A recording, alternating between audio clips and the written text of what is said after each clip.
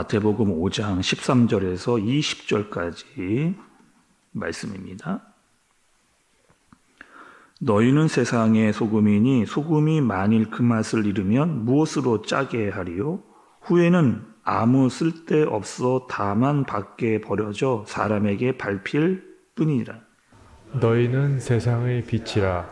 산 위에 있는 동네가 숨겨지지 못할 것이요. 사람이 등불을 켜서 말 아래에 두지 아니하고 등경 위에 두나니 이러므로 집 안 모든 사람에게 빛이 되니라. 이같이 너희 빛이 사람 앞에 비치게 하여 그들로 너희 착한 행실을 보고 하늘에 계신 너희 아버지께 영광을 돌리게 하라. 내가 율법이나 선지자를 폐하러 온 줄로 생각하지 말라. 폐하러 온 것이 아니요 완전하게 하려 함이라. 진실로 너희에게 이르노니 천지가 없어지기 전에는 율법의 1.1획도 결코 없어지지 아니하고 다 이루리라. 그러므로 누구든지 이 계명 중에 지극히 작은 것 하나라도 버리고 또 그같이 사람을 가르치는 자는 천국에서 지극히 작다 일컬음을 받을 것이요 누구든지 이를 행하며 가르치는 자는 천국에서 크다 일컬음을 받으리라. 내가 너희에게 이르노니 너희 의가 서기관과 바리새인보다 더 낫지 못하면 결코 천국에 들어가지 못하리라. 아멘. 여러분, 어제 말씀은요, 복 있는 사람은 어떤 사람인가? 예수님께서 말씀하시는 복 있는 사람, 그 사람들은 어떠한 마음을 가지고 살아가는 사람들인가에 대해서 이야기를 들었습니다. 가난한 자, 심령이 가난하고 애통하는 자, 그리고 긍휼히 여김을 받는 자, 긍휼히 여기는 자, 그러니까 이렇게 8가지의 이야기를 해주시면서 너희는 복 있는 사람이다. 그리고 그런 복을 누리며 8가지의 복을 누리며 살아가는 사람들이 되라라고 예수님께서 이야기를 하셨죠. 그리고 오늘 말씀은요, 13절의 말씀에 처음을 보니까 너희는 세상의 소금이니 이렇게 이야기하십니다. 14절의 말씀을 보면 너희는 세상의 빛이다 이렇게 이야기합니다. 그러니까 너희는 소금이고 빛이다. 근데 어디서까지 이야기를 하고 있는데 뭐 집이나 교회나 천국에서? 그렇지 않고요. 너희는 어디서 이런 존재이냐? 세상에서. 너희는 세상의 빛과 소금이다 라고 이렇게 이야기를 하고 계시는 거죠. 또 있습니다.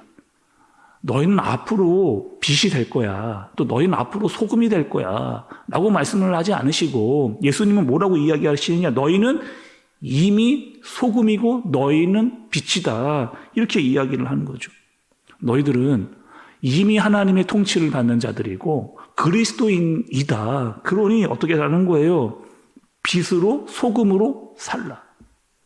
세상에 악한 세력들이 많은데 또 이 악한 세력들은 죄로 너희들에게 자꾸 죄의 영향력을 끼치고 있는 그런 세상 가운데 살아가고 있는데 유혹과 미혹을 하고 있는데 너희는 그 죄에 빠지지 말아라. 이렇게 이야기를 하시는 거죠.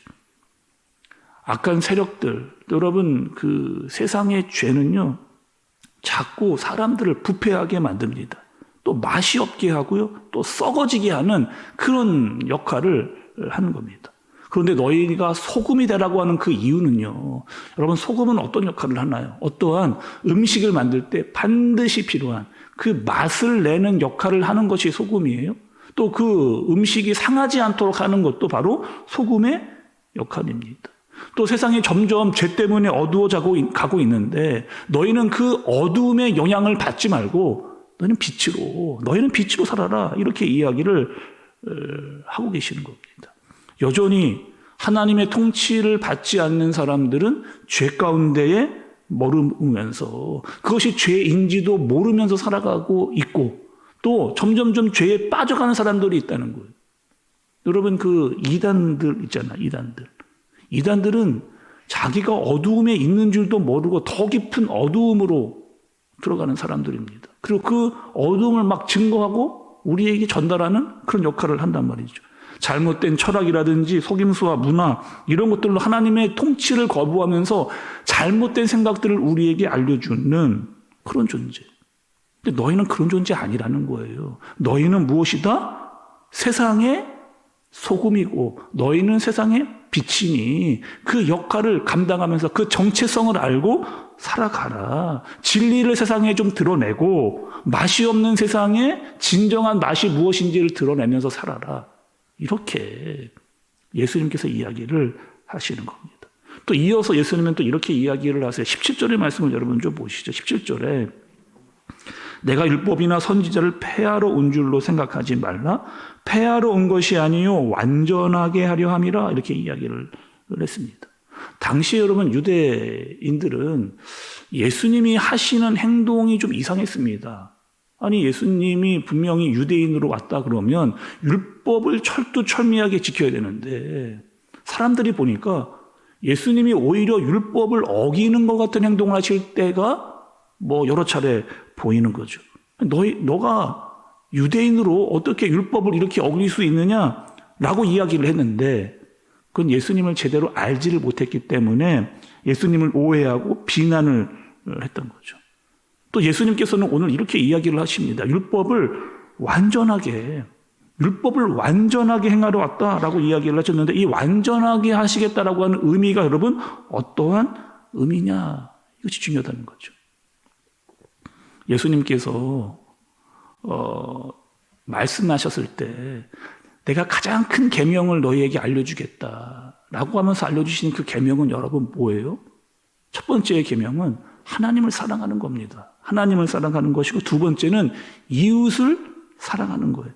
그러니까 하나님을 사랑하는 자는 하나님의 말씀을 대충 듣지 않습니다. 여러분 사랑하는 사람들의 말을요 함부로 어기는 사람은 사랑하지 않는 거예요.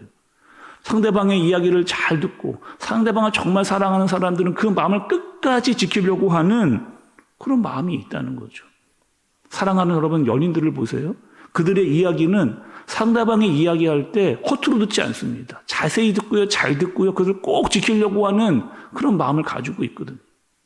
하나님을 사랑한다라고 이야기하는 것은 그분의 말씀을 잘 듣고 그 말씀대로 순종하려고 하는 그 모습이 하나님을 사랑하는 거예요. 또 여러분 이웃을 사랑한다라고 이야기하는 것은 상대방을 무례히 행치 않는 거거든요. 그것이 바로 율법의 정신입니다. 하나님을 사랑하고 이웃을 사랑하는 것이 율법의 정신인데 이 정신을 내가 완전하게 하러 이 땅에 왔다라고 예수님께서 이야기를 해주시는 겁니다. 오늘 예수님께서 제자들에게 너희의 정체성은 무엇이니? 라고 이야기하면서 정확히 이야기를 해주시는데요. 뭐라고 여러분? 빛과 소금입니다. 근데 이 빛과 소금에 대한 이야기는 아마 우리가 요한복음에서도 들었고요. 다른 복음서에서도 여러 차례 이야기를 들었어요. 소금이고 빛이고 잊을만 하면 이야기가 또 나오고 또 나오고 또 나오고 이야기를 왜 자꾸 예수님은 하시는 것인가? 세상에서 소금의 역할을 또 소금의 그 농도가 떨어질 만한 영향을 많이 받을 수 있기 때문입니다. 우리가 빛인데 빛으로 살기 쉽지 않은 그런 세상이기 때문에 그래요. 어둠이라고 하는 죄의 영향력을 받기 쉬운 그런 세상에 너희들이 살아가고 있는데 너희는 어떤 사람들이라는 거예요? 세상과는 구별된, 세상과는 다른 그런 사람들이다. 그리고 소금이 소금인데 맛을 못 낸다. 초가 있는데 초에 불이 붙지 않는다. 그런 거는요, 아무런 쓸데가 없는 존재라는 거예요. 세상에서 우리는 여러분 어떻게 살아가야 되느냐?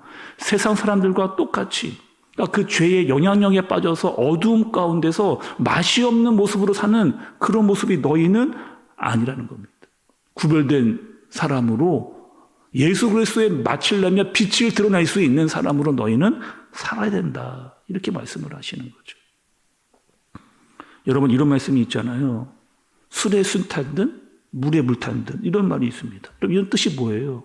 어떠한 일을 하기 전이나 후나 달라질 게 없는 그 상황이 똑같은 그런 것을 이야기할 때 술에 술 탄 듯 물에 물 탄 듯 이라고 이야기를 합니다. 너희는 이렇게 살지 말라는 거예요. 그렇게 그냥 세상에 아무런 의미 없는 모습으로 살지 말아라. 그리고 하나님을 따르는 사람으로 예수 그리스도의 제자로 살라. 이렇게 말씀을 하시는 겁니다. 우리가 여러분 구약의 말씀을 살필 때도 하나님께서 율법을 주신 이유가 있었잖아요. 그냥 주시지 않았습니다. 여러분 율법을 하나님께서 왜 주신 거예요? 이스라엘 백성들이 출애굽을 했습니다. 출애굽을 했는데 너희는 어떠한 존재다? 더 이상 애굽의 종과 노예가 아니라는 거잖아요. 그리고 그 법을 따르지 말고 이제는 너희는 내 백성이니 나의 법을 따라라. 나의 법을 지켜라. 하나님의 백성으로 너희는 살아야 된다라고 하나님께서 이야기를 하셨습니다. 예수님도 이야기를 하시는 거예요. 그 법을 내가 완전하게 하기 위해서 그 율법의 정신을 지키면서 내가 그것을 다 이루러 왔다 말씀을 하시는 겁니다.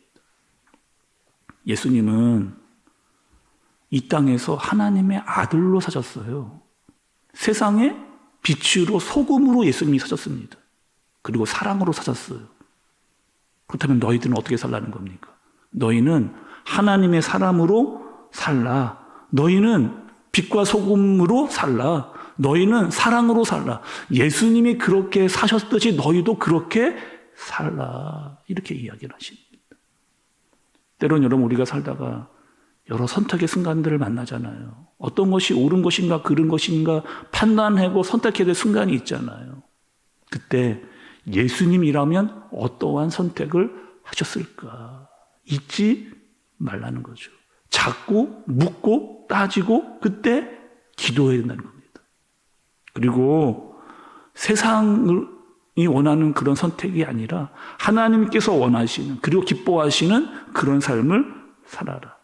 너희는 복 있는 사람으로, 너희는 제자로, 빛과 소금의 역할으로, 하나님의 백성으로 그렇게 살아가는 저와 여러분들 되어지시기를 예수님의 이름으로 축복합니다.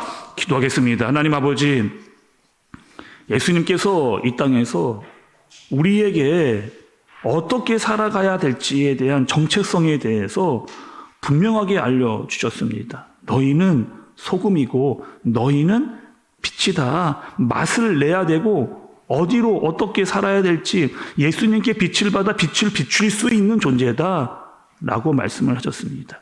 죄 때문에 어두워져가는 세상, 맛이 없는 세상에서 하나님 우리가 예수 그리스도의 맛을 내는 그리스도인들 되어지도록 인도하여 주옵소서. 보이지 않는 것을 보이게 하는 빛의 능력으로 말미암아 살아갈 수 있도록 우리를 하늘을 주님께서 인도하여 주옵소서. 예수님의 이름으로 기도드리옵나이다. 아멘.